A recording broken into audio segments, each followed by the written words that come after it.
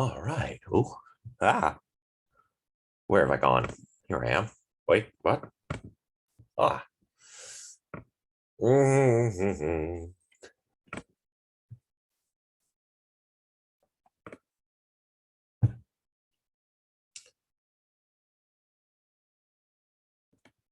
Hi, everyone. I'm just trying to find which slide we left off. Can't remember.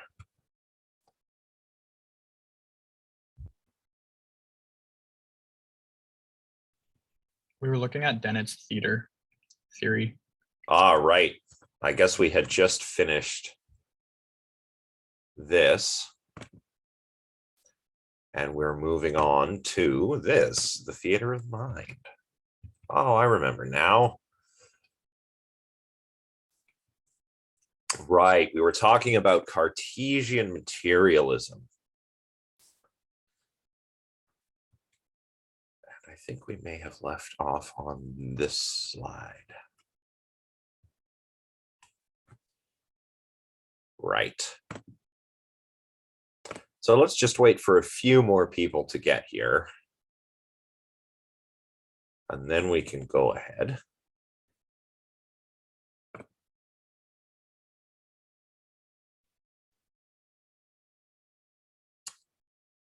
Let's see.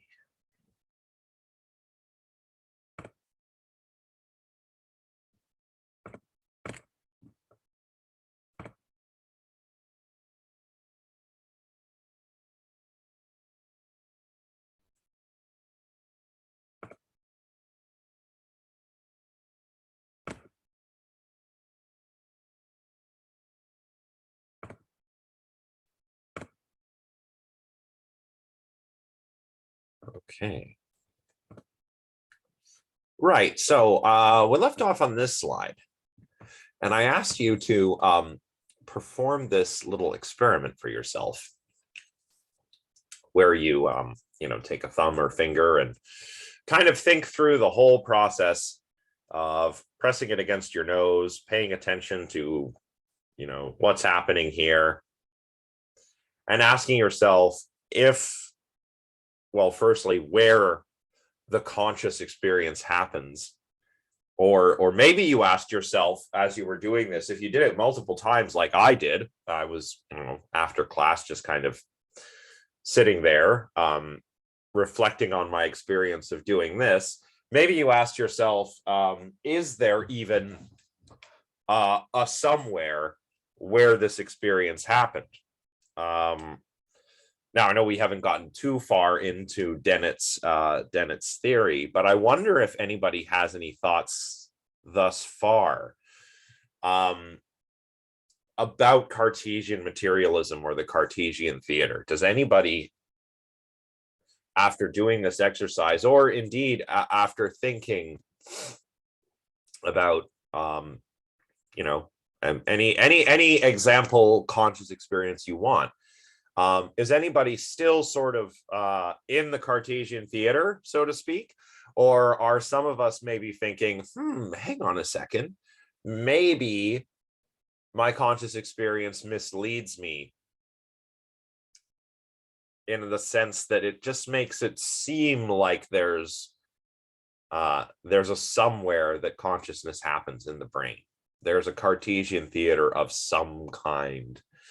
I'm curious to hear your thoughts. Go ahead, Drew. I'm kind of on my materialist journey, so I don't really think like when I put my finger to my nose, I feel that in my nose, but when I put my finger to my arm, that's where I'm conscious. So I don't think that consciousness necessarily takes up one specific part.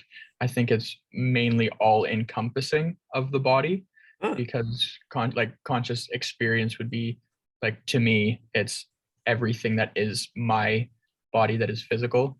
And so, like, those things are all reported to my brain, which is in turn reflected back. So like my nervous system and all of that is kind of like where I'm feeling these sensations. And so I think my entire body is essentially consciousness. Is essentially conscious because of nerves and things like that. Sounds like something called embodied cognition.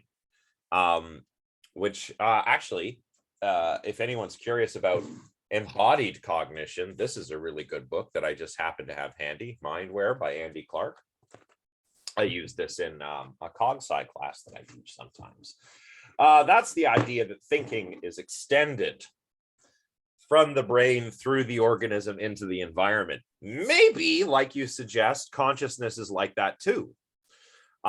You know, in which case there isn't really aware, right? It just, as you say, it's kind of like a process that happens that's extended throughout the brain and the body and the world, which is one way to look at it, that gets you out of the theater for sure. I think to contribute also to my point, like I play sports, and so like I've had a few injuries in my body, and so I know that like my body doesn't work in the same way. So like my right shoulder doesn't swing, like my arm doesn't swing when I walk. So I know that like my entire body isn't conscious, but there are certain aspects of my body that have a different experience, and they reflect that in what they do and how they act. And so I think, yeah, definitely bodily consciousness. Interesting. Oh, excuse me. I apologize that I'm always yawning so much. It's not because you guys are not interesting. It's just because I'm sleepy. So I'll have some more coffee. Anybody else? Is anyone still kind of in the Cartesian theater?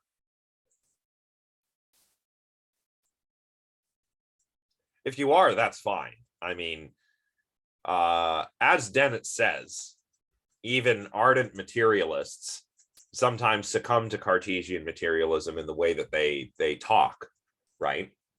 I can say that something's in my consciousness, but that implies that, you know, my consciousness is like a thing that something can be in, you know, almost like a cup that can be filled with water, right? And the water in the cup is the content of my consciousness. This is actually similar to the way that Jean-Paul Sartre described consciousness. Sartre was an existentialist phenomenologist. So phenomenology is this kind of radically empiricist kind of way of studying consciousness, as we talked about before, right? Husserl and figures like that. Oh, that's okay.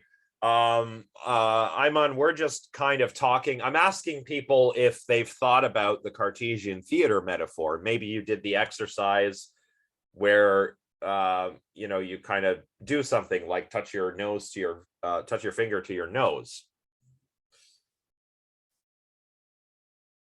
More about physical explanation, right? Well, but here's the thing, right? Even if we go with physical explanations, you could still be a Cartesian materialist, right? You might still believe that there is some place in the brain responsible for consciousness, that there's a special place in the mind that you could call, you know, the neurological equivalent of the Cartesian theater. So if somebody's looking for the neural correlates of consciousness, they might mistakenly, Dennett would say, look for a specific region in the brain where it happens, right? So even if we're physicalists, there's still a worry. But go ahead, Iman. I see you have your hand up. Yeah, so this is where you asked us to put our finger on our nose and see where, to feel which part of our brain, what was the wording that you used? Like feels that conscious action. Yeah, or even out of it today. Yeah, the idea is to you know, just kind of think to yourself like, okay, where is this happening? Okay. Right? Where's my experience happening? Or is there a where? Right? I didn't quite hear what the because someone said something earlier. That's when I joined, so I don't know if what they said. But when I did it, I sort of felt it in like the frontal part of my brain, so like the frontal lobe, cerebral cortex, all that. That's usually what happens when I think of things. But that's probably because my brain hurts all the time. Well, that's okay. I mean, the idea is like Drew suggested earlier. That's who was talking as you joined the class. Suggested that maybe consciousness is kind of distributed throughout the body, like, so it's not just in the mind. which is kind of like an embodied cognition or a situated cognition kind of take on things. And another alternative is that something similar, but just in the brain, as I suggested, right? Maybe there's some brain mechanism where consciousness comes together, but maybe not. As we go to the next slide, we'll see if my computer, oh, there we go. Right. So here's a couple of answers to our little thumb, finger, nose experiment. Maybe there's a center, some kind of center into which experiences come and go, into which experiences go and out from which commands go. Kind of like, we call this the classical sandwich in cognitive science. Inputs, computation, outputs, very standard way of understanding computation, both for computers and for brains. There's some input. That input is transformed. It's represented firstly, and then transformed according to rules or algorithms, and then some output happens, right? So that's one possibility. Another possibility is maybe there's a hierarchy of information processing. And maybe consciousness occurs at the top, right? And this is what we saw when we looked at higher order thought and higher order perception theories, right? But the problem with all of this is when we look at the brain, say when we look at it under, functional magnetic resonance imaging or something, we don't see any center or top or any special place where it all comes together, right? So if we can talk about inputs and outputs, that's fine. We can talk about information from the senses entering the brain, and we can talk about motor output going out. There's no problem with that. But is there an identifiable middle beyond, the brain itself? Blackmore, I think, following Dennett, suggests that this may not be the right way of thinking about consciousness, right? Because the brain is so, it's massively parallel, for one thing. That means, unlike a computer, a computer, like a digital computer, is a discrete state machine. That means that it can only be in one state at a time. So you'll have a computer entering, there's some inputs coming in, and it's got to do some computation. Can only do one thing at a time. Step one, now it's in one state. Step two, now it's in another state. So it's a discrete state machine. So the operations it carries out are serial, right? But the brain is parallel. So there could be one operation going on in, Wernicke's area, and something else going on in my visual cortex at the same time, right? Drew, go ahead. I've heard something kind of contrary to so is parallel, the brain working in parallel, a theory, or is that a proven thing? Because I've heard that the term multitask is not a human possibility. It was something that was introduced with computer systems so that they could run multiple tasks at the same time, and that human brains are incapable of multitasking. Well, yeah, there's a lot of pop science to this kind of stuff. Humans, it's not that we can't multitask. We're just bad at it. Yeah. And that, it's kind of we can see two things from our eyes, but it's a whole picture kind of thing, but we can't get everything at once. Yeah. Well, if we're just talking about multitasking, say carrying out an operation. Let's say I'm making breakfast, right? I'm making a new recipe for breakfast, and I have to use my consciousness, my attention, because I'm doing something novel, right?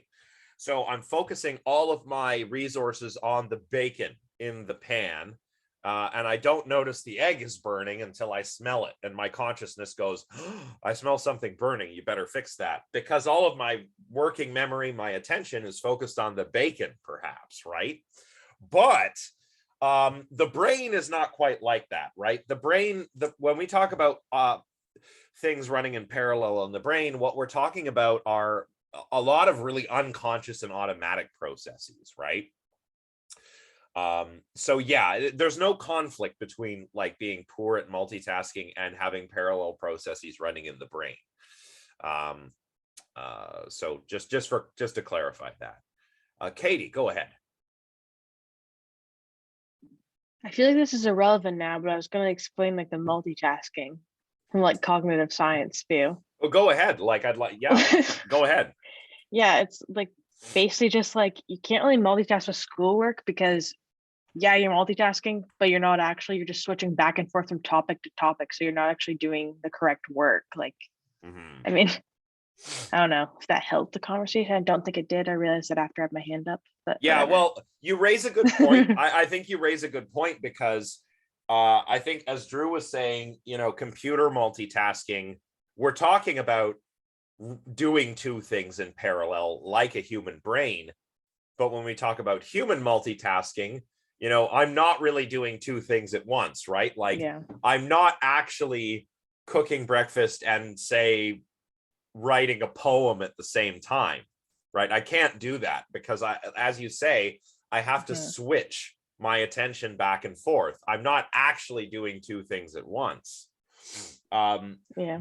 But the brain, a lot of the unconscious and automatic functions that the brain carries out really are like that. I mean, think about it. You can see what's on the computer screen, but also you can still hear what I'm saying at the same time, because these are processes that are underwritten by very fast, automatic, unconscious functions of the brain, right? And you can also ask yourself, right? If you're asking, is there a middle somewhere? There probably isn't. But even if there were, when is information on the way in or out, right? Information's got to go, maybe if it's verbal information, is probably going to go through Wernicke's area. Is that on its way in or out? Probably depends on what actual operation is being implemented. Likewise in the visual areas, right? Information goes into area V1 from the optic nerves, but from there it goes out somewhere else, right? All the way from V1 through to V5. And then depending on which visual stream it takes, the dorsal stream or the ventral stream, well, where's that going? Is that going in or out? Well, it depends on at what stage of the chain we're looking at, right? So because the brain is just so darn parallel, actually, that's another really great point about the two visual streams. They're operating in parallel with one another, right? So there isn't really a middle because of all of these parallel processes we've got going on in the brain at any one time. There isn't really a middle where things can come together. And I don't want to get too far ahead of myself, but I think as we get further into the book, we're going to really emphasize this sort of parallelness or parallelity. I don't know what the technical term is, but the parallel nature of the mind will become apparent when we start looking at the role of, connections between brain areas that are far apart. You know, we'll start looking at like some of Douglas Hofstadter's ideas. And thalamocortical loops, right? Loops of information going back and forth between the thalamus and the cortex. Really cool stuff. So, but just as there's a problem when it comes to where consciousness happens, there's also a problem when it comes to the time at which consciousness happens. So there's not just a where problem, there's also a when problem, right? And as before, inputs and outputs are not really problematic here, right? Sensory information enters the system first. That's very straightforward. Equally straightforward, motor output, leave the system later, right? But there's no middle. There's no clear-cut middle, right? Because we've got multiple parallel streams of processing happening at once, and there's no kind of magic moment where everything comes together in consciousness occurs. So maybe you'll ask yourself after learning about this, what made me conscious of my finger or thumb touching my nose? Which streams of neural processing were conscious and which were unconscious ones, right? Dennett thinks that if you're asking these questions, even if you claim to be like a physicalist, well, you've still kind of tacitly committed yourself to the idea of the Cartesian theater. You're trying to search for like a straightforward answer to where and when consciousness happens in the brain. And Dennett thinks there's no straightforward answer to that because there's no place where it comes together, like in a theater. And I know this is a really, really weird way to think, right? Our everyday experience is so, it is the way it is. And many people are even drawn to very, we call it naive realism or direct realism, which in its most direct or naive kind of presentation has to be wrong. But our everyday experience must, I think sometimes it can mislead people into thinking that this is the way it is, right? Where you're sitting here, I'm in my chair here and I'm lecturing, I'm enjoying my coffee. Where do I taste that coffee? On my tongue, right? Where do I feel this this tappy, scratchy thing? On my wrist? Is it happening there? Is the world exactly the way I perceive it? Right? That's direct realism, right? Okay, let's take, for example, we'll go back to the coffee, lovely coffee. This coffee cup that it's sitting in. Am I seeing the coffee cup as it really is? Is this what it actually looks like? Do I have direct sensory contact with the world? And, are tastes really happening on my tongue, and touches, the sensation of touch is really happening on my skin? That's what our everyday experience might lead one to conclude. But if you think about it, that just can't be what's happening, because what about the brain, right? My experiences, I don't want to say they're happening in my brain because Cartesian materialism, but they're realized by my brain. However consciousness works, whether you're going with global workspace theory or multiple drafts or some kind of dualism.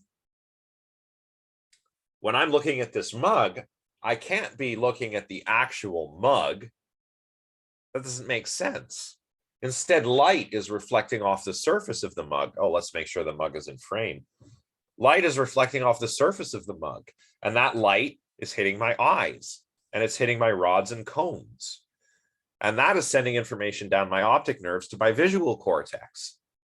And then from there, thanks to a series of massively parallel processes, my brain kind of builds me a virtual reality simulation where I see the world, but not directly, because of this causal chain between the cup and the mechanisms in my brain, right? So our everyday experience is misleading. It could mislead one into thinking that we perceive the world the way it really is, when a lot of philosophers have asked, can we do that? I mean, like think here of somebody like Kant,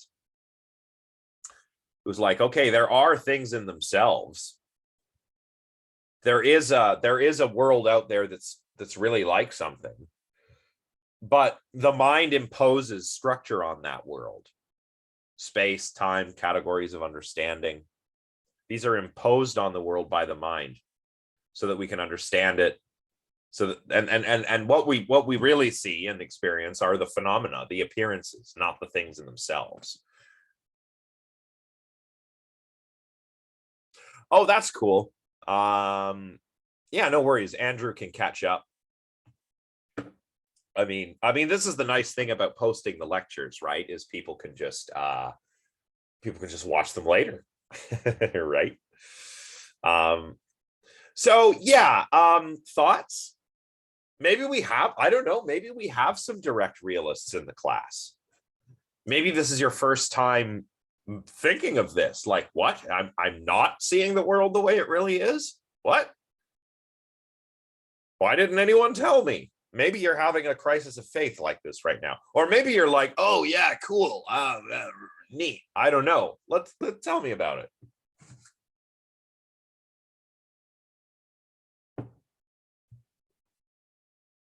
Let's have Iman go first, and then Jeremy. Yeah, because I've heard this question before. I think one of my teachers posed the question, like what is said pen? Because our perception of it looks like a pen, but really, what is it? Because for all we know, it could possibly not look the way it looks like, or it could not even be a pen. And this question always makes me, I'm really confused about colors. How light reflects into our cones and stuff. That always trips me out.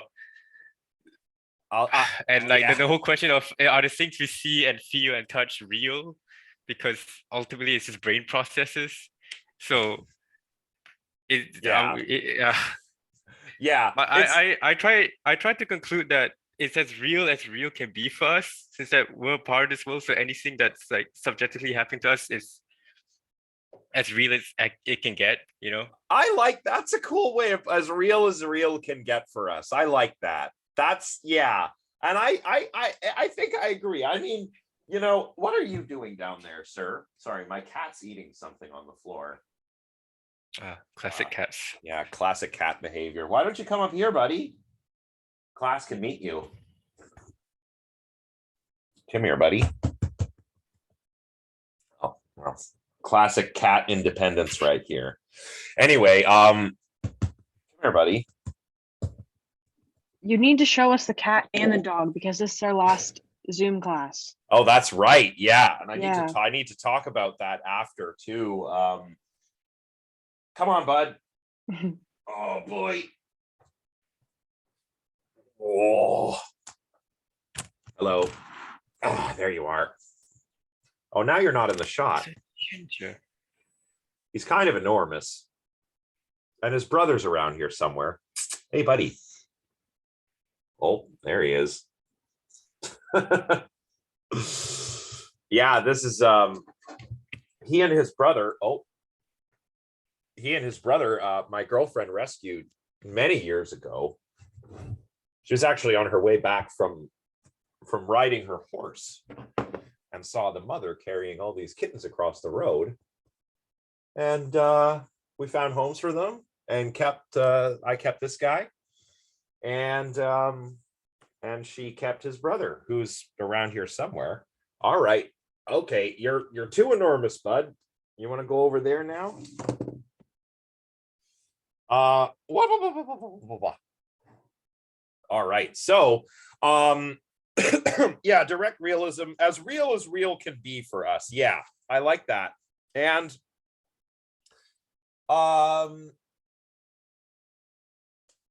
yeah.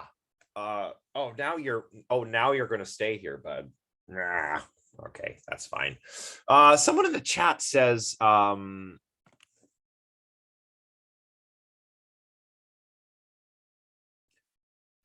would the whole world be a social construct then? Well, remember, this isn't everybody perceiving things differently. This is, we perceive the world the way we do because of the way our brains and bodies work. There's no direct access to, whatever's really out there, right? Yeah, Jeremy, you had your hand up earlier, so why don't you go ahead, and then Drew, go ahead. Yeah, so this whole thing kind of makes me get into like Descartes, with like the only thing you really know you're experiencing is your own thought. Yeah. And I hate agreeing with Descartes, but this exact conversation is the reason I'm kind of just like, how do you really know what you're experiencing other than your own thoughts or your own perception of everything? How other people have thoughts. Yeah, I think there's a similar worry, right? Like you're talking about solipsism, right? which is of course the worry that you cannot know about other minds. You can only really know about your own mind, whether that be whether you exist or what the contents of your mind are, right? Like, I mean, like, Yo-Yo, what's the contents of your mind? You could just be an automaton. Well, Descartes thought that animals were automatons, but you, sir, I don't know. I think you have some information processing going on in that cat brain. But who knows? He could be an automaton, couldn't you? Maybe it's all virtual reality. Maybe I'm in the Matrix, right? There is a similar worry, I guess. I don't think that indirect realism necessarily implies solipsism, but yeah, there is that kind of what is the world not what I think it is kind of a thing. So Drew, go ahead, and then I'm going to answer the question in the chat, and then Ben after. Okay, well, you stole my matrix point, because that's where I was kind of going to go. Yeah, like go on, yeah. if like the way that we experience the world is all input, if you can change the input, then you can change the experience. Mhm. So like if you have a certain color of green, or say a certain like sensory touch that is somehow like deceiving, so like it's possible that you could touch something that's very smooth, but there's something wrong in your brain that makes you think that it's rough. And so like that's kind of like a matrix, like you're programmed for that input. And Yeah. another thing is like going back to bats and like echolocation, and like how they can perceive the world differently because they have different processes. Like they can use echolocation, and their idea of the world is more enriched because they can see in a different way, or like the way that cats and dogs have different eyes so that they can see better in the dark. So it's really just like the connection of inputs to your brain. Yeah. And even think about when things go kind of wrong, right? I think that Yeah. that synesthesia is a really interesting example. It reminded me, So cool. yeah, like when you said like, oh, what if I touched something smooth but my brain said it was rough? This kind of reminded me of synesthesia, where you kind of have this mixing of the senses. So maybe somebody's wired in such a way. Some people are just kind of like synesthetes naturally, and some are, which probably has to do with development. Some people actually acquire it following injury and like neuroplasticity and stuff. Oh, okay, I'm gonna put you down now, bud. Wow, there you go. So but you know, typically people don't experience this. You know, typically like days of the week don't have a color, right? Numbers aren't colored, right? But a synesthete might experience them that way, or with drugs, obviously. I can sometimes see like people as colors. Like if like someone that's like very involved in my life, like I definitely have like a color association with people, but I don't think it's like encompassing synesthesia like in an extreme case. But like it's definitely a very interesting experience. Yeah. And you know, all of this is kind of like on a spectrum too. You got to think like, for example, I would say that all of us are probably synesthetes when it comes to language, right? Because some words just sound awful. And there's an example of this that I can show once we get back in person. But no, I think those are all really good points. Getting back to Sarah's point in the chat. So I'll reread the first question. Wouldn't the whole world be a social construct then if anyone perceives one thing differently? Well, this is you're kind of getting at the problem of consciousness, right? Subjectivity, right? And in response to my answer, you said, but what if that isn't what it really is? Okay, so when we talk about realism, we're talking about things that exist independently of the mind. Remember, think back when I introduced idealism, everything is mental. Well, physicalism, I guess, would be a kind of realism, there is a real physical world that exists independently of my mind. So this copy of Plato's Republic right here really exists. It's mind independent. The question is, what is it like? I perceive it as green, because the jacket, I guess, reflects green light better than other wavelengths of visual light, which it actually absorbs. So I perceive this as green. But perhaps there's somebody with color blindness. They do not perceive it as green. Maybe it looks gray. So that's what this means. It's not that everything is really subjective. It's like we can perceive the world the way we do, which is like good enough to say like, oh, there's a book here and I can read it. But it doesn't really make any sense, at least to me, to ask like, well, what does the book really look like? Books and indeed everything else only look like things when there's somebody looking at them, right? So yeah, I guess that's what I'm trying to say. So I hope that helps. So Ben, go, no worries. I mean, keep asking me throughout the if anything I'm saying is not clear. Remember, because this is a perplexing topic. So let's see. Okay, we're still doing very good for time. So sorry, Ben, go ahead with your question. I was just gonna make a comment about like solipsism. Yeah. And I think like solipsism is like a reasonable concern, but I don't think it really matters at all, because even if solipsism is true or like we live in the matrix, there's no way for us to verify it at this time. And so I don't think we should let it like devalue our lives, because like that's like the only value in our lives is subjective anyways. Yeah. So I don't think it really matters. And I also think it's kind of like ideas of the afterlife. Like if you believe in the afterlife, it's sort of similar, because you believe that there's like another reality that's like the eventual goal to get to. Yeah. So, and people don't really worry about that. So I don't know. I don't think it matters. Like I don't think solipsism really matters. I agree. I tend to think of solipsism as kind of absurd, at least in the way that it's usually presented, like the Cartesian kind of solipsism, where, oh, how do I know that you're not a robot or something, right? It's like, well, come on, that's absurd.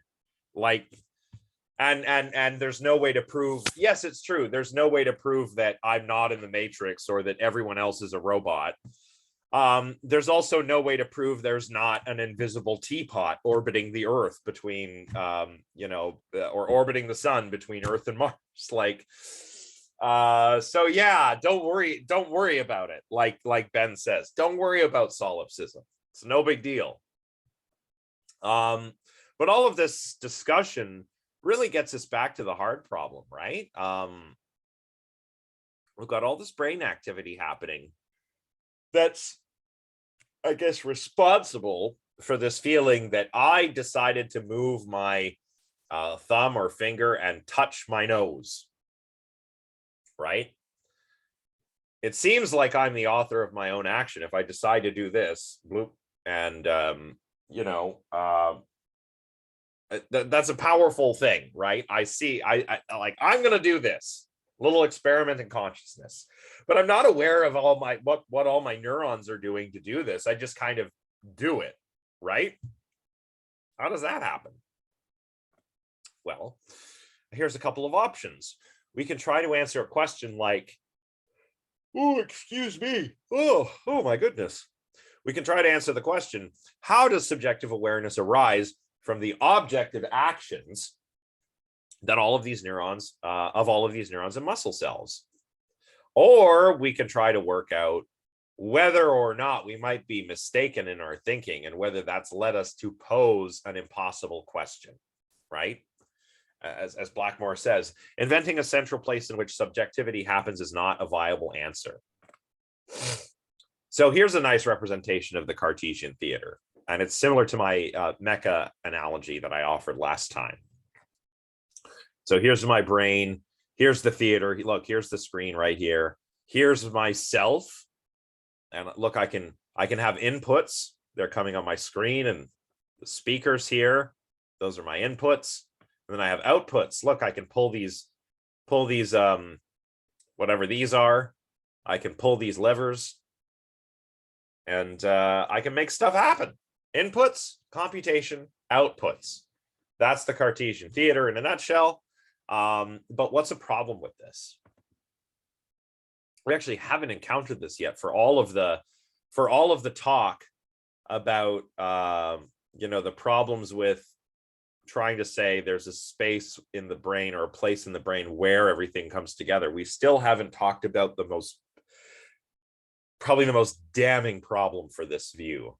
And you can kind of see it here. I mean, like just look closely. This is my brain, and here's myself.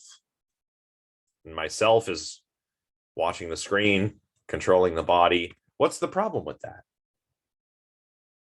Anyone? Donovan, go ahead. The problem that comes to mind for me is that it's kind of recursive conceptually. Can you clarify that? Like, okay, so you've got like this image of the mind, right? With this little like person inside that represents you, but it's like you can't, but like the sort of the conception, right, is it doesn't really explain where that like sort of like actor in this system comes from. And then it sort of just takes the root unknown and moves it farther down the pattern, right? Because it's just like especially if you imagine it the way this image is depicting it. It's like, okay, so does this like imaginary person have things going on with them, right? It doesn't really explain where that consciousness comes from. Yeah, you're getting close to the problem for sure. I'll let Drew go, and then I'll say what I'm going to say about it. So go ahead, Drew. Is it kind of like the allegory of the cave, where what they're experiencing is just a mere projection and it's just input? And like, if this person is actually like, if that person sitting in the chair is what makes it conscious, they're not actually getting a true conscious experience, because all it's not actually perceiving. They're only perceiving through a screen, which could be distorted. They're only perceiving through sounds, which could be distorted. They're only getting light, which could also be distorted. I mean, I suppose that is something that happens here, right? That's not the main problem, but this does illustrate what I was saying earlier, that this is sort of like a form of indirect realism, which Plato himself, I think, would have Plato was a realist in the sense that the ideal forms really exist, but we don't perceive them directly. We're like the guys in the cave who see the shadows on the wall and we mistake them for reality. That is until we do philosophy, of course, right? So that's one thing that this does highlight, but not the main thing. Katie, what about yourself? Go ahead.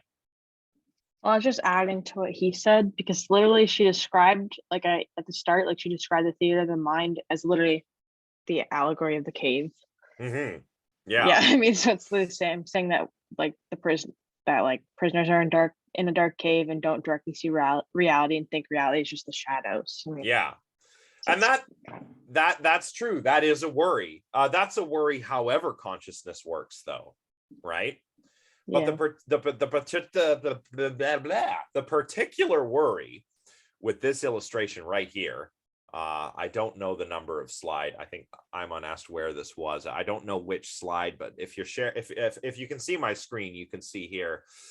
So this is the self. So we explain. Go ahead. Go ahead. No, my where was to like where in the part of the brain does this actually occur? Oh, I see. Well, let's not worry about that for now. But let's just stipulate there is the equivalent of this in the brain, right? So okay, so we have ourself. This is me. Information's coming in and it's being presented to myself. Okay, but how is myself doing anything? Does he have a little guy in his head? It's an infinite loop. Yeah, that's what I was talking about. Exactly, Donovan. Yeah, exactly. When you were saying an infinite, Recursive. I was Recursive. I was kind of thinking about it like almost like a computer program that calls on itself over and over again. It's like it doesn't really have like an end point. Yeah. And in philosophy, we call that an infinite regress. Right. So for that reason, this is a type of fallacy. This is called the homunculus fallacy. Homunculus is Latin for little human. So it's like if myself is like a little human in my head, well, how does it work? It must have a little human in its head, and it's just homunculi all the way down. And that doesn't explain anything, right? So, and this is really like the biggest problem with the Cartesian theater, I think, is the worry about this fallacy. And making it work without committing this fallacy is hard. I think Bars is probably the guy who does it best with his global workspace theory. But we'll talk about that more in a bit. Yet, there does seem to be something of a mental screen or some kind of mental theater. And we have to explain why that is. And this is tricky. So in 1971, Roger Shepard, together with his colleague Metzler, published this very famous study, these mental imagery studies, mental rotation. Basically, participants in their study were presented with figures kind of like these ones here on my slides. What the task called for was to press a button to indicate whether or not the shapes in the pair were the same, but just rotated, so they were oriented differently, or whether they were different shapes altogether. So it called for some kind of mental rotation, you'd think. And why don't you try it now? Look at the figure on the left and tell me, is it the same as the figure on the right, but just rotated, or is it a different figure? Donovan, go ahead. I think the first two are rotated, but the third one I have absolutely no idea. Yeah, the third one is a different figure. Now, when you did this, what did you do? Well, I kind of observed like two consistent pairs of turns, and then I just kind of like counted across each one, like keeping track of which direction it turned in. Would you say you kind of turned it in your mind? I'm not really sure, because like if I was, it wasn't like the sort of like imagining like it being a physical object and its rotation wasn't really a part, like a major part of what I was doing. I like it might have been a component of it, but I don't know. Interesting. I was kind of just counting along the shape rather than. Right. Okay. So still doing something visual spatial, even though you maybe weren't rotating it and comparing it. Yeah. Okay, that's pretty cool. What about you, Drew? I did something similar. I kind of just tried to match the shape on the right to what the shape on the left was. And if I got confused, so like I envisioned it turning on the page. I don't think I like if I'd closed my eyes and like tried to reimagine it, it wouldn't have been the same thing. So I kind of like turned it on the page itself, or on the screen, I guess. Yeah. And then when my mind got a little bit lost, I did the same thing as Donovan and just counted out where it was in that orientation, though. So I tried to match orientation and then line up from there. Right. When I do this, I have this weird kind of dual experience where it's almost like I'm looking at it, but moving it with my hands. Like I don't just imagine it. I can also kind of like feel the shape, if that makes sense. I don't know if I'm explaining it very well, but I'm like, kind of like as if I was doing this, in my mind. So some of us, whether we're rotating it visually or just spatially or counting things out. Excuse me. Bless you. Thank you. So however we're doing it, we're doing some kind of imaginary visual spatial manipulation, right? So this is really interesting.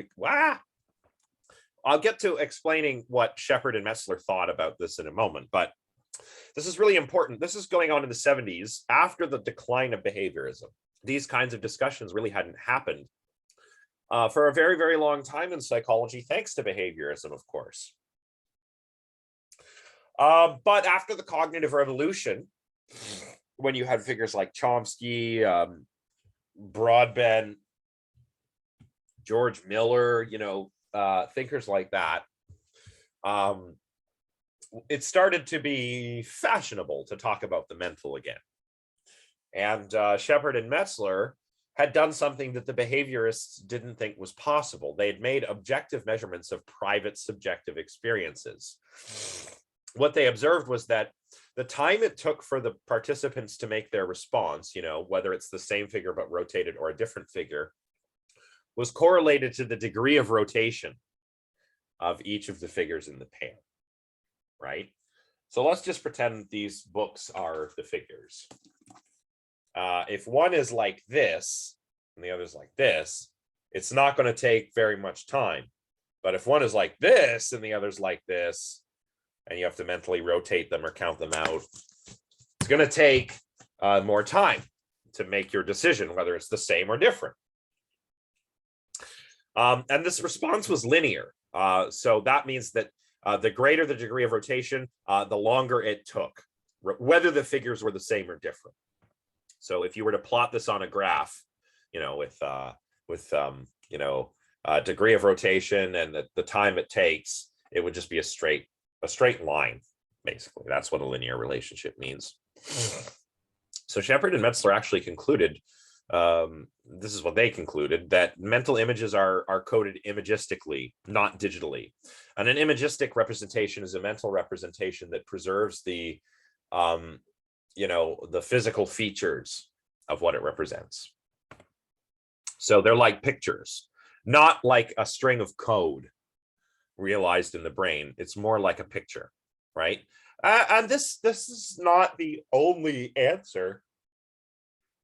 This kicked off what is known as the mental imagery debate, and it actually continues to the present day. So these experiments are important because, on the one hand, that they show us that we can actually observe and measure private subjective experiences, which is probably something we want to be able to do if we want to understand how consciousness works. But they don't show us some kind of mental stage or screen, right? Why not? Well, we know that mental rotations can happen unconsciously, right? If we're reaching out and picking up a coffee cup, or if we're trying to park our vehicle, or maybe if we're just inserting a key into a lock to open a door, we're using unconscious mental rotations because we're using our vision for action stream, which is not conscious. Remember, that's the zombie in our head. So, whether I'm opening doors, reaching out to pick this up. See, I wasn't even looking at this when I did that, but it felt like, oh, I'm going to look and get my coffee. And I looked away and I grabbed my coffee. No problem. Like, wow, my experience is so misleading. Or if I'm reaching out to open a door or put a key into a lock and turn it. Yes, I could have a visual experience of that I'm consciously aware of, but that's not what's guiding my action. It's my vision for action stream, not my vision for perception stream. So, and also, we know that when we mentally scan or rotate a visual image of an object, the exact same areas of the visual cortex are activated as when we observe similar objects in the environment. So this is really interesting. I can imagine things and have the same brain activity as if I'm perceiving the thing. Drew, go ahead. I personally find the inserting keys into locks thing very funny, especially with like cars. because like whenever you drive a different car and you just think automatically you're going to insert the key into the same place as your like habitual car, and your brain, I guess your brain's just going, oh, key goes here, except Yep.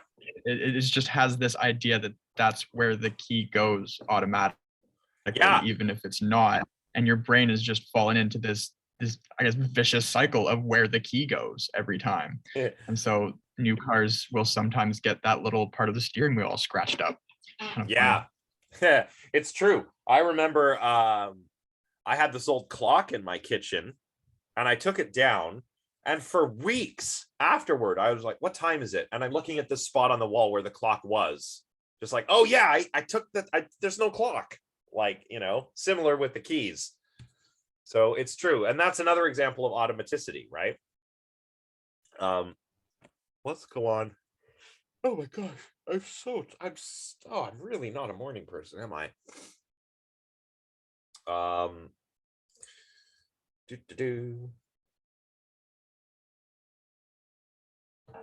So it is tempting to think about this in terms of, oh no, what? I've unshared my screen. Sorry, guys. Let me just fix that. There we go. So it's tempting to think of this in terms of Cartesian materialism, certainly. I think that we probably all, maybe because of the way our experience makes things seem to us, we may all kind of, initially at least, have an intuition that your experience is happening on a mental screen or in a mental theater. But as we mentioned earlier, if this were true, then we run into the homunculus problem, right? So the I, the inner you, the self, must have its own self. And we keep going on in infinite regress, or as we say in the Latin, ad infinitum, to infinity. And whenever we have an infinite regress, that's an indication that we've gone wrong somewhere. Where am I? So Francis Crick and Christoph Koch deny that there is an infinite regress. They propose that instead of thinking of the self as a sort of homunculus, maybe what's going on is that the frontal parts of the brain are looking at the output of the sensory systems in the back of the brain. Maybe. So this gives us rise to a different illusion, quote, the illusion of a homunculus in the head, looking at the sensory activities of the brain. So if this is true, then this whole Cartesian materialism thing reflects the organization of the brain. It's not a mistake in our thinking. It's just the way the brain is organized. But we're still left with the task of explaining how one part of the brain looks at another part of the brain, right? Looks at, in air quotes, of course. What are some other alternatives? Well, first of all, why is it such a tempting intuition? The Cartesian theater, I mean. Well, maybe it has to do with some of these problems. The problem of why we're consciously aware of some actions and not others, or of some beliefs and desires and not others. Could be that the things we're not aware of are just not on the mental screen, right? Go ahead, Donovan. I think, like, in terms of just like the appeal of it and how like easily, you know, someone who's like hears of it for the first time can like accept it as reality, is it uses elements of like things that are actually in the world that we observe to basically build like a model of how, you know, the mind works, and it's that sort of familiarity that's easy to wrap your head around. Yes.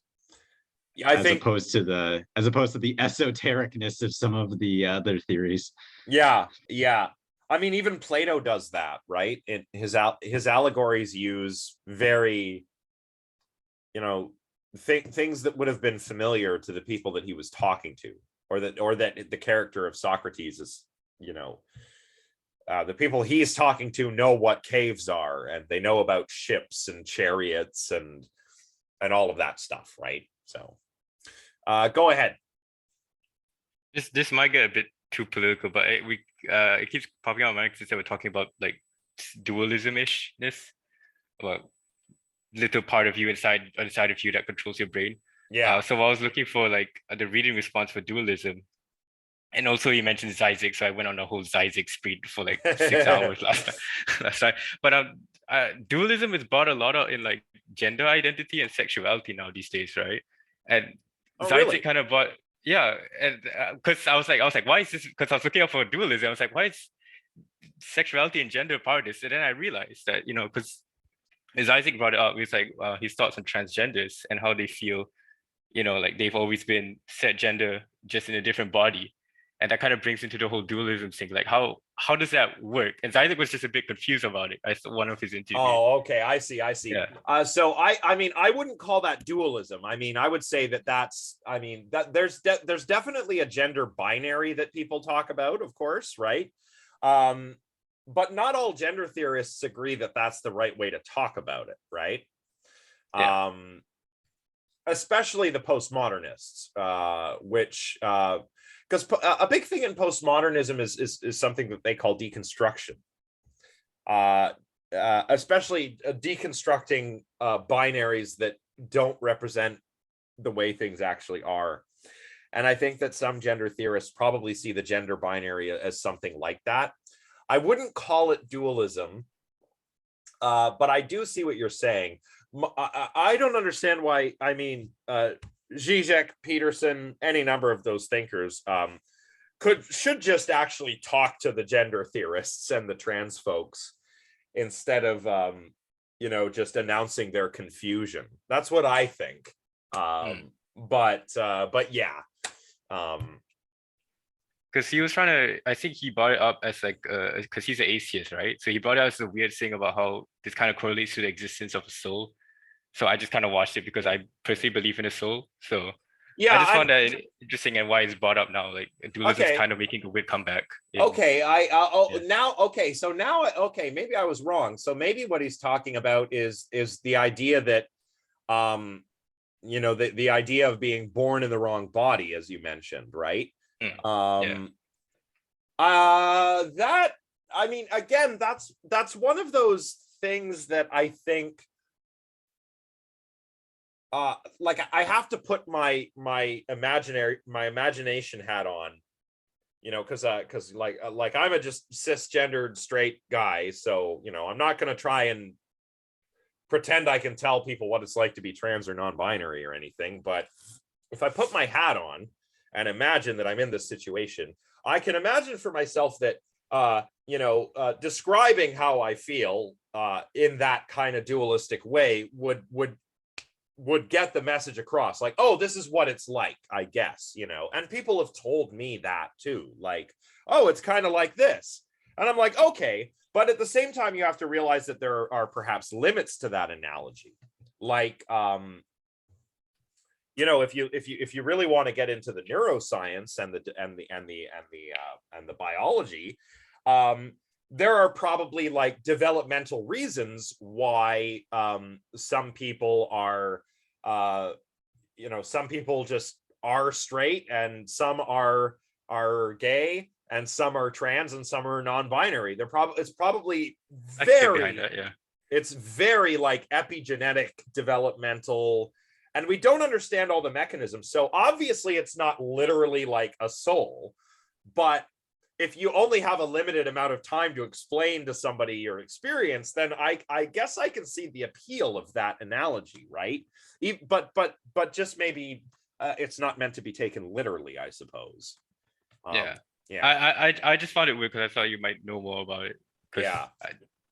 Dualism and souls and stuff being in modern politics now is very interesting to me. It is. Yeah, it is interesting.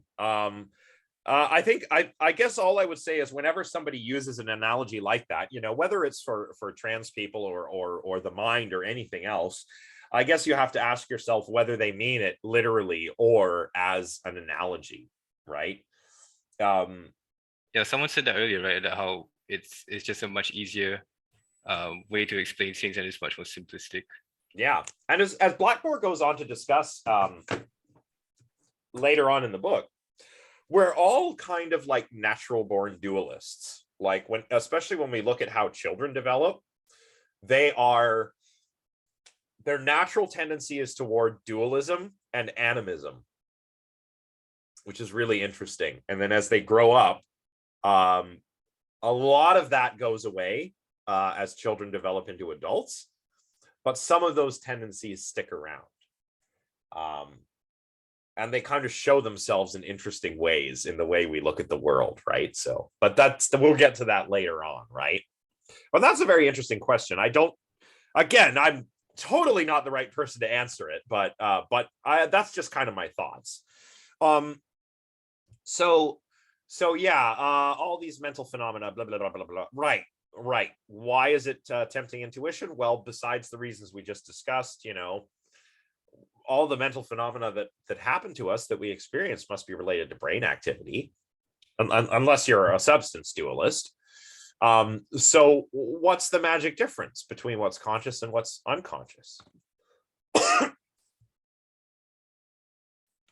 Could take a familiar example like driving.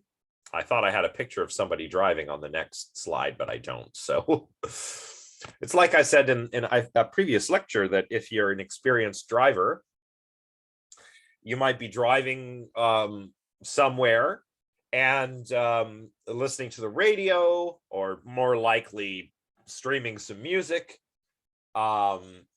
Maybe you're talking to your friend. They could be in the passenger seat, or maybe you've got them on the phone, hands-free, of course, safety. And you get to where you're going and you're like, whoa, we're here already. Had so much fun talking with my passenger or listening to music that I just kind of got here on automatic pilot, right?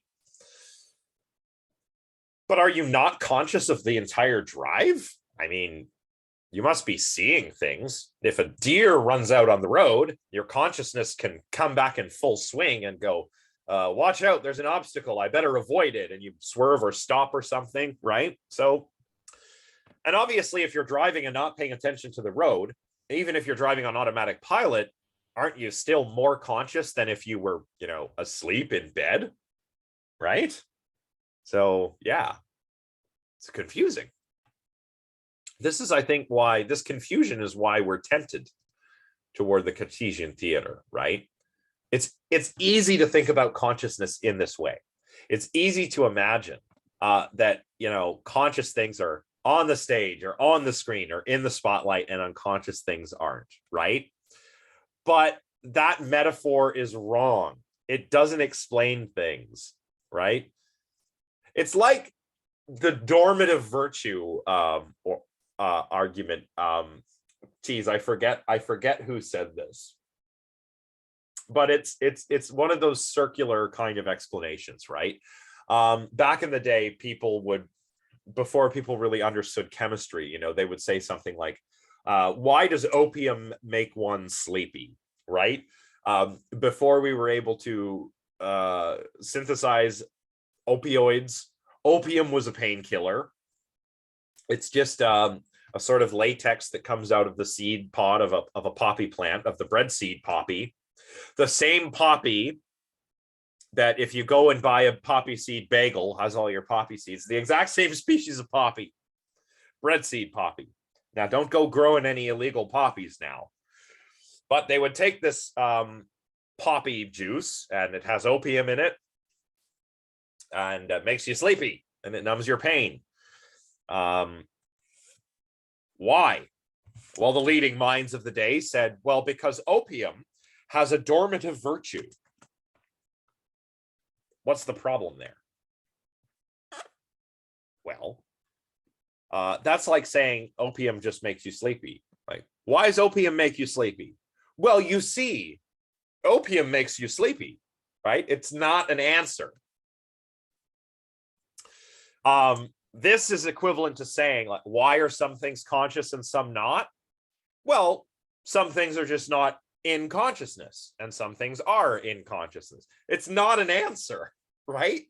It doesn't give us anything. It's like, oh, okay, it just kind of gives us a different means of thinking about the thing in the same way that we already were. But it can't be the way it works, right? It just can't be. And we know this when we look at the brain, right? There's no theater of the mind. There's no magic place where it all comes together. We cannot find it. Everything instead is massively parallel in the brain. So what are some alternatives to the Cartesian theater? Well, we've got global workspace theory, which we've already touched on. And it's explicitly based on the theater hypothesis. So remember, we talked about this previously. On Bars's theory, consciousness results from a sort of broadcast.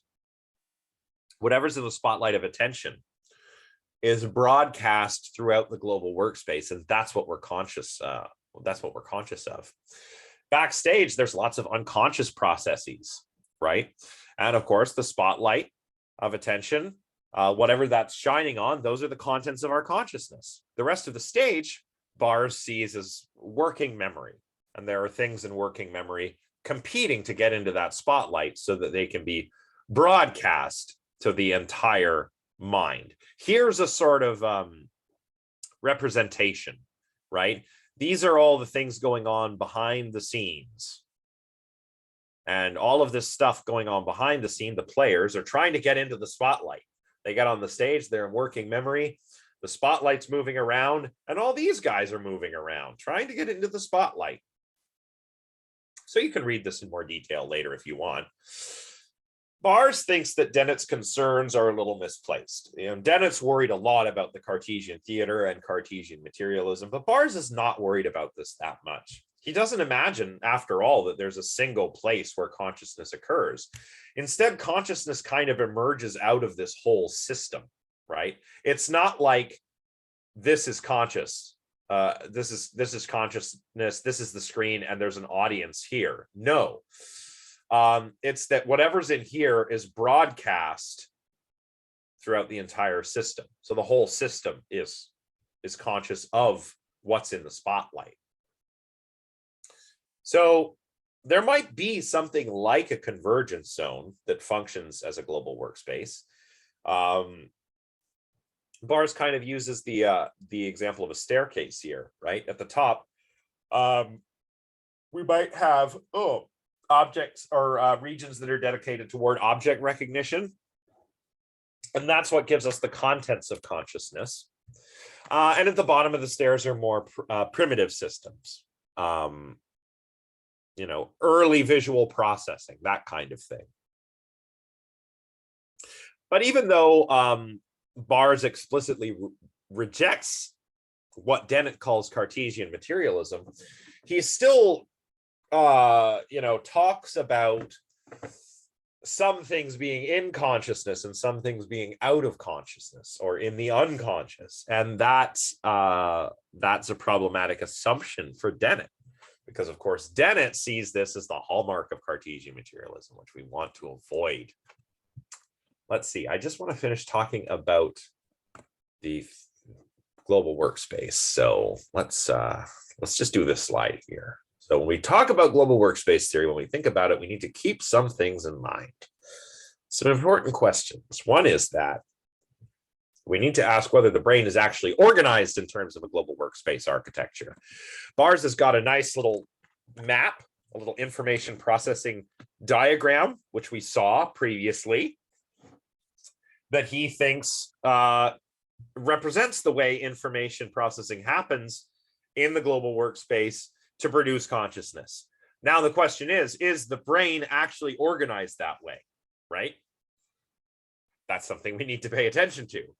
If it is, well, then entry into the global workspace, is that the cause of something becoming conscious or a consequence of something becoming conscious? What's the sort of causal order of things that are happening in the brain? That's something else we have to pay close attention to. And finally, does it explain why there's a certain greenness to my copy of Plato's Republic, or a certain kind of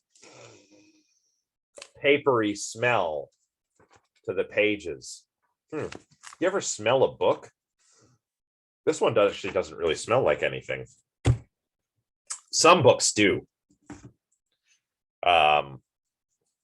So, does the global workspace explain stuff like that? If not, we still need to keep looking for an answer, right? Old book smell. Yeah, see, this is this isn't an old book. I have some old books somewhere. Probably, Oh, well, I can't get up, but I have an old first edition copy of Cosmos by Carl Sagan, hardcover from the 70s or from like 1980, and that book smells pretty good. So anyway, yeah, I have several copies of that book. I mean, I think I have 2 or 3, and I think my girlfriend has 1 too. So between the 2 of us, we have like 4 copies. But I got it at the Great Glebe garage sale a few years ago. $2. What a deal. Anyway, I think we better stop there. So because I did want to say a few things before we go back to in-person. As we know, next week we are slated to go back to in-person classes. Obviously, review all of the location information in the course outline, where the class is. It's in the Torrey building on the 4th floor, I believe. I don't remember the exact room, but the information's in your course outline. Definitely be safe. If you're coming to campus, you have to fill out that survey, the self-report. Make sure you're not feeling any symptoms of COVID or anything. If you're not feeling well, don't come. Right? Like you don't need to be there. I will not, if you miss a class because of illness, I won't punish you for that. And even if you're not sick with COVID, if you're just sick, stay home, rest, take care of yourself, right? Yes, that was my next question. I know that some people will not be able to be physically present. And I want to hear from you. I want to know whether you would rather me do more Zoom meetings. So, I can kind of just be standing at my lectern and I can have my computer kind of open. I won't be able to share the slides. You'll probably have to open the slides on your own computer. And then when I'm lecturing, I'll say, okay, now slide 20, slide 21, and you can follow along that way. But I can do this either over Zoom or I can do it over my Discord server. So I want to hear what everyone's preferences are, and I'll go with whatever is the most popular choice.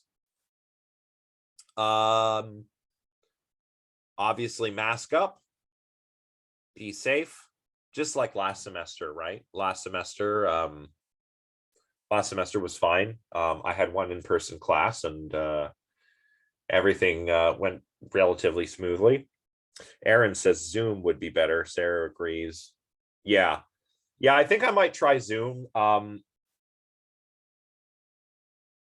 only problem, well, actually, no, I think I can get Zoom to work.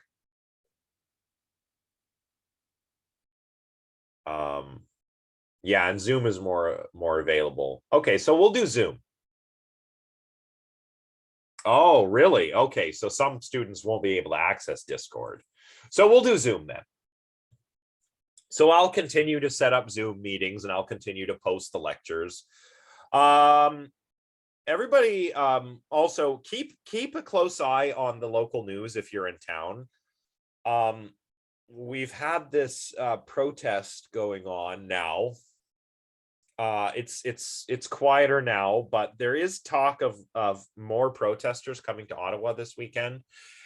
And if you have to travel through the downtown core, you should expect it to be a giant pain in the butt if they stick around past the weekend. So yeah, buses, they aren't even running downtown. Yeah, so how am I even I don't know how I'm getting to Carleton. You know what? Oh, no Uber. Uber though. I don't like Uber. It's too expensive. Oh, all right. Executive decision. I'm going to take a look at what's happening over the weekend. I'm going to keep an eye on things. We may continue online for the next little bit because of the protest. It really is a shit show down here. I mean, it's not as bad now, but yeah. Also, the worry is not just traffic. The worry is people's safety. People who are wearing masks outside are being accosted and assaulted and threatened. And I'm not going to say to any of you like that you have to come to class and walk through that or travel through that. Don't put yourselves in danger. If you're not comfortable doing that, do not do it. Stay home. But I'll provide an update over the weekend. So everybody remember to check your email over the weekend, because if I put an update over Brightspace, it'll all go out to your email accounts. So everybody keep an eye out for that, because if it looks like it's going to be another shit show, and it doesn't calm down, then we will continue online for the foreseeable future. But, you know, we're kind of playing it by ear. We're flying by the seat of our pants. So check those emails. In the meantime, take care. Have a good weekend. If you're in town, stay safe. Don't come downtown. It's a mess. Stay safe. Thank you, everyone. I'll see you all next week, either in person or online. Oh, Radhika, go ahead. You are going to send me chapters. Oh, right. Right. Sorry, I forgot. I'm so sorry. Please mail it to me. And also, do I have to take a leave because I will be arriving there on like 15th or something? From 8th to 15th. Leave. I'm not sure what you mean. I mean, I won't be able to attend classes because I have it like. Yeah, that's fine. You can continue joining online if you wish. Okay. I'll be doing that over Zoom. So yeah, even if and when we do in-person stuff, I'll still be kind of streaming the lectures over Zoom. Okay. Yeah, so that's fine. And please send me lecture. I mean, yeah, no. I'll do it right now. I'm so sorry that I forgot. I'm going to do it right now. I think I may have. Well, I'm just going to go and get it done. Yeah. Okay. Thank you. Okay, Have a you're nice welcome. Thank you. Bye everybody, and stay safe this weekend.